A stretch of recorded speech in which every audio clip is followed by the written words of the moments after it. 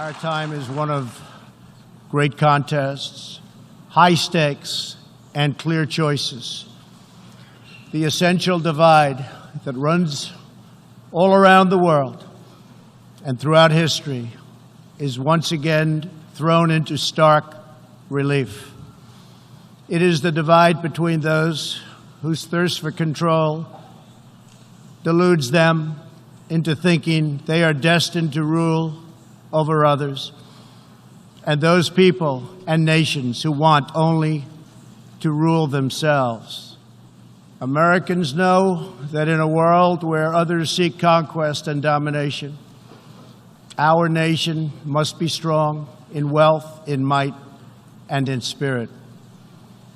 That is why the United States vigorously defends the traditions and customs that have made us who we are. Like my beloved country, each nation represented in this hall has a cherished history, culture, and heritage that is worth defending and celebrating, and which gives us our singular potential and strength. The free world must embrace its national foundations. It must not attempt to erase them or replace them. Looking around and all over this large, magnificent planet, the truth is plain to see. If you want freedom, take pride in your country. If you want democracy, hold on to your sovereignty. And if you want peace, love your nation.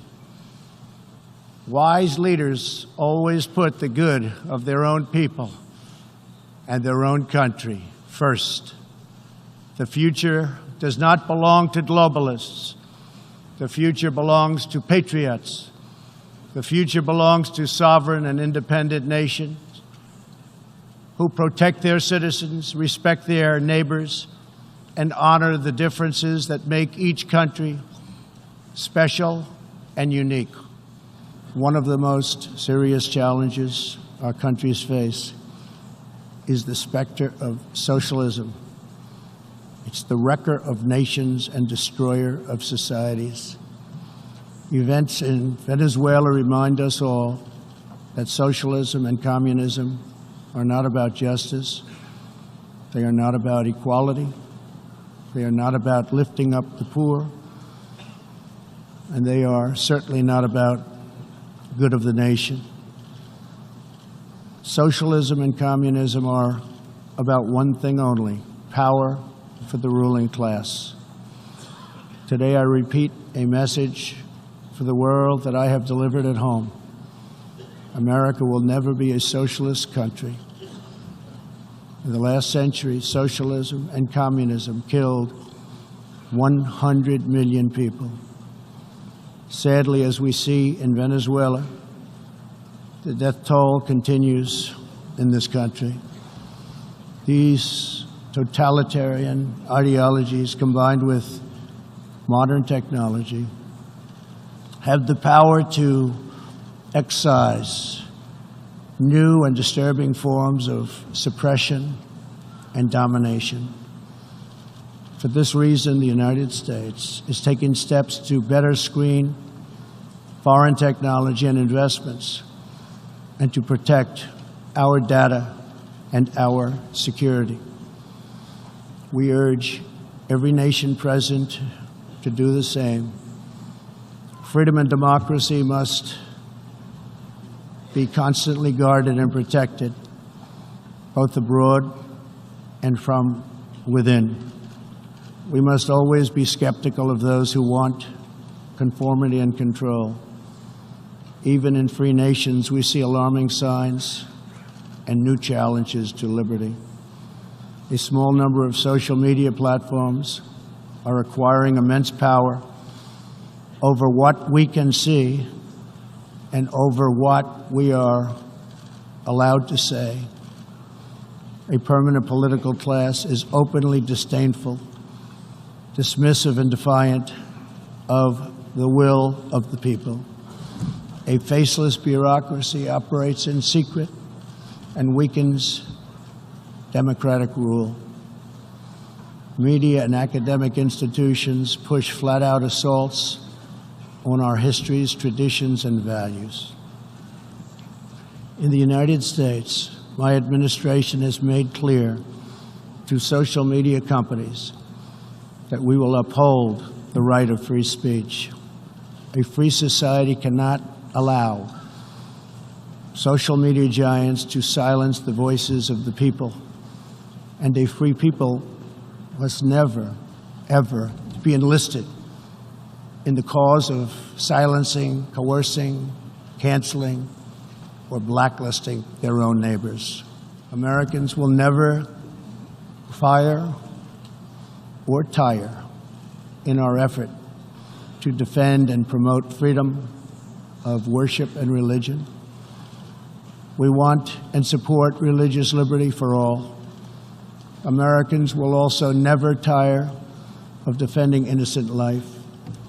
We are aware that many United Nations projects have attempted to assert a global right to taxpayer-funded abortion on demand, right up until the moment of delivery.